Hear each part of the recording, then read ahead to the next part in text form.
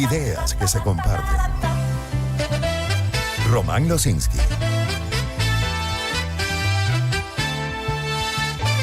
Éxitos.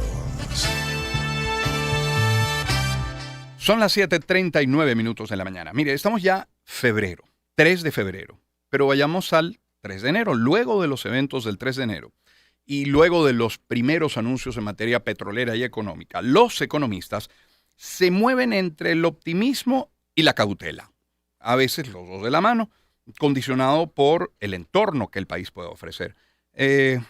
Algunos economistas parecen animar a las empresas en este momento, a los comercios, a mover su inventario, a vender. Pero la verdad es que hoy aún las condiciones de la gente no han cambiado. Por lo anterior, por esto que acabo de mencionar, otros expertos consideran que el mercadeo de la empresa debe hoy enfocarse en mantener presencia primero, pero tratar de fidelizar clientes, más que en crecimiento que sea agresivo y cuidado con los mensajes. ¿En qué deben centrarse los mensajes a utilizar? Es lo que queremos, de lo que queremos hablar. Digamos que estamos en este periodo que podemos verlo como una fase de prueba, ¿no? De lo que puede venir. Y por eso hemos querido invitar a Lenis Toro, licenciada en Administración de Empresas, profesora universitaria, especialista en mercadeo y mercadeo digital. Lenis, bienvenida siempre. Muchísimas gracias por la invitación. Lenis, puede que sea muy complejo, pero aún así, algunas recomendaciones que apliquen a todos, industrias, empresas, comercios, grandes, medianos o pequeños, en grandes ciudades o en poblados muy remotos, en términos de mercadeo, de cómo mostrarse, de qué ofrecer, que sean de utilidad para todos. ¿Hay algo así? ¿Existe algo así? Sí existe. A ver.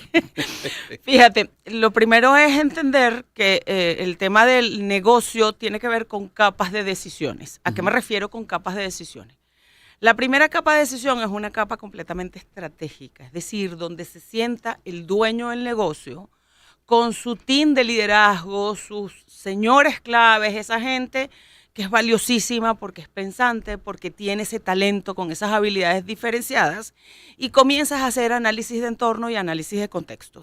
Hay una nueva realidad y una nueva realidad que va a suponer una especie de transición, no solamente desde la perspectiva del petróleo, es transversal a todas las industrias y en la medida en que haya una mejora, por supuesto van a aparecer muchísimos otros actores atentos con la competencia y la competitividad, porque se va a abrir la puerta no solamente para que usted se vuelva una mejor empresa, sino para que otras empresas de otros países que tengan un liderazgo competitivo altamente demostrado, vengan a competir con herramientas que a lo mejor nosotros no accedimos en los últimos años, pero que ahora nos vamos a tener que nivelar. Entonces, eso va a significar que en esa capa estratégica yo tengo que construir escenarios y decir, ok, ¿cuáles son las posibilidades para este año 2026? Para el año 2027 y cómo mi organización, mi empresa y mi negocio se las va a comer. Cómo entiendo cómo mis productos van a ser vida en este nuevo ecosistema, cómo mi estrategia de precios tiene que adaptarse a esta nueva realidad, porque a veces soñamos con el cliente ideal, que es el que nos merecemos, pero hay un cliente que es el que está, que es el que tiene esa realidad económica. Y con ese cliente, ¿cómo genero esa ventaja competitiva? ¿Cómo hago esos cambios importantes? Uno, pues hay unas variables a nivel macro que sirven para medir eso. Uno, ¿qué tanto te recomendaría un cliente? Eso ya se llama Net Promoter Score, que es el famoso NPS. Y luego tenemos otros indicadores, que es el costo de adquisición de clientes. Entonces, usted tiene que trabajar en esa capa súper estratégica como para definir dónde voy. Luego me voy a una capa de negocio. Esa capa de negocio va a decir, bueno, estos clientes que yo tengo ahorita, ¿cómo hago para generar valor con ellos, para conectarme con ellos, para ofrecer productos, bienes o servicios que permitan hacer esa transición? Porque los gustos y las preferencias de los consumidores van a ir evolucionando con usted o sin usted. Exacto.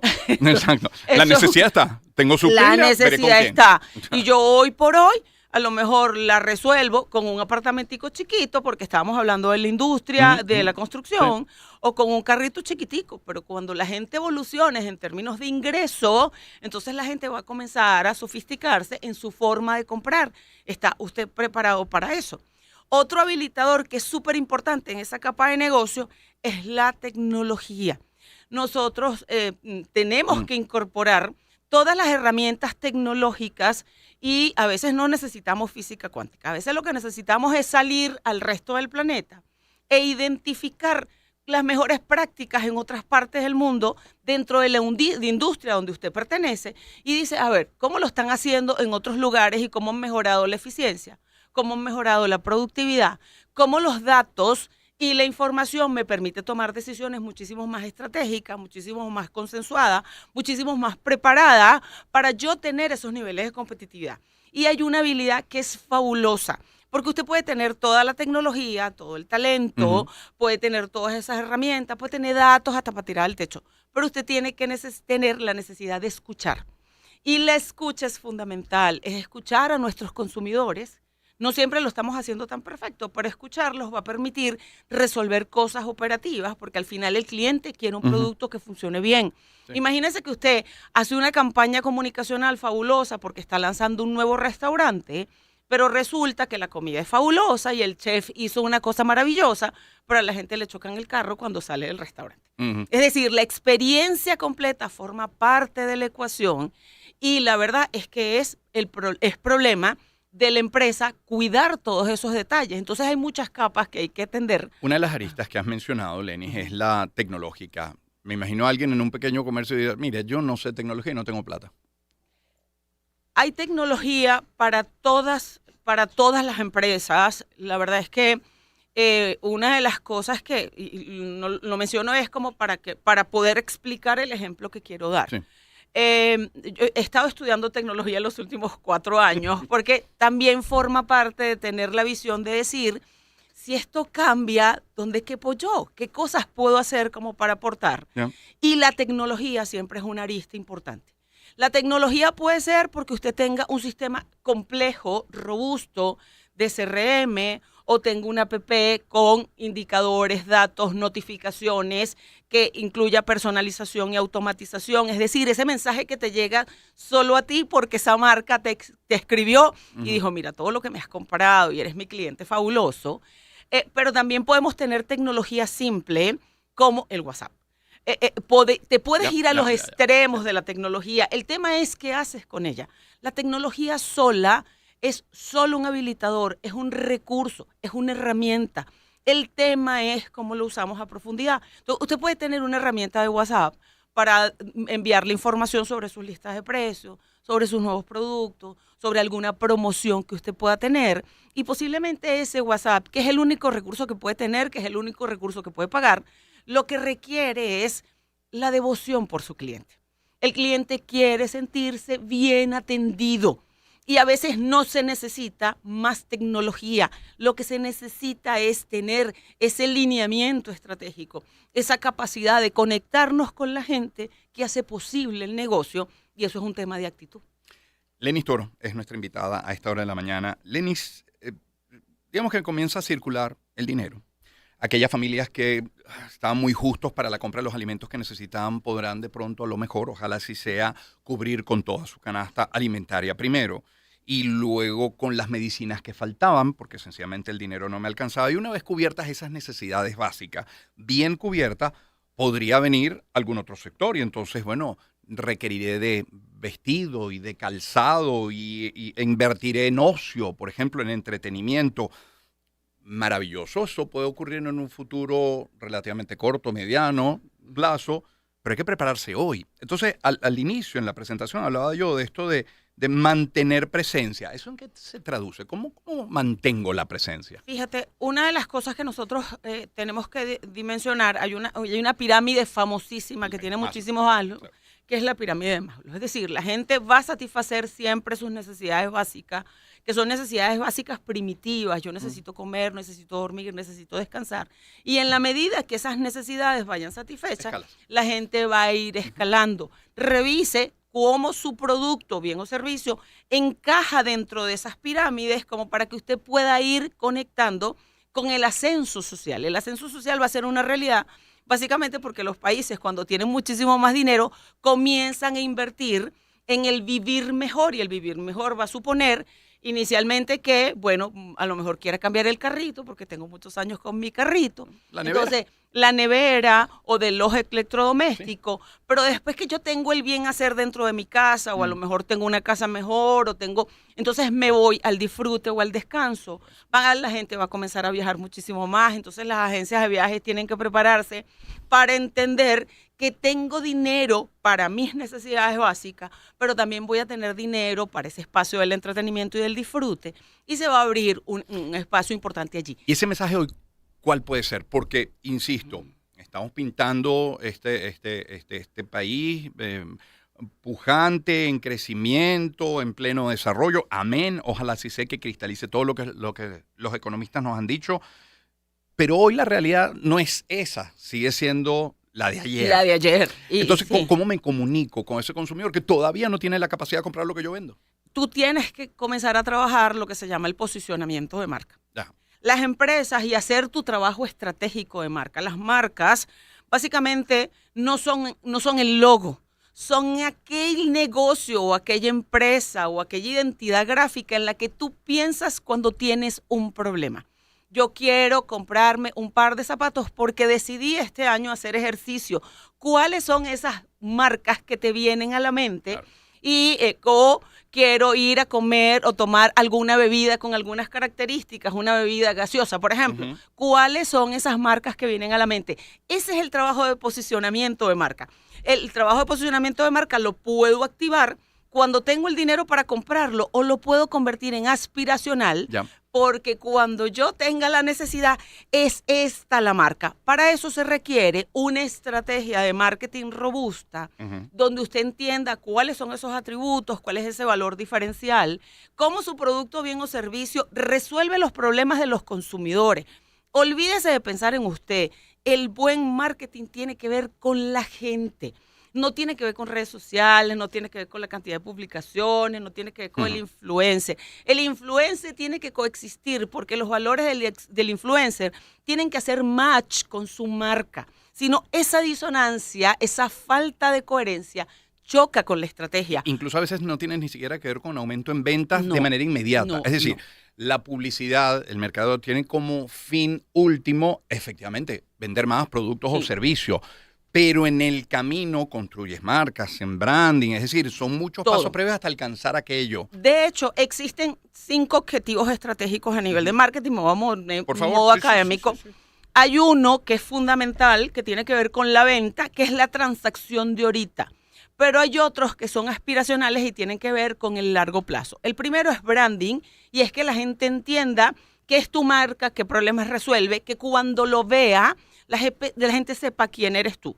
Lo otro se llama awareness, que tiene que ver con la recordación. Ujú. Si yo tengo ese problema porque quiero comenzar a trotar, ¿en qué marca Bueno, pienso? El top of mind. El Es lo top primero of que me viene mind. a la mente. Es lo primero que me viene a la mente porque estás dentro de mi consideración.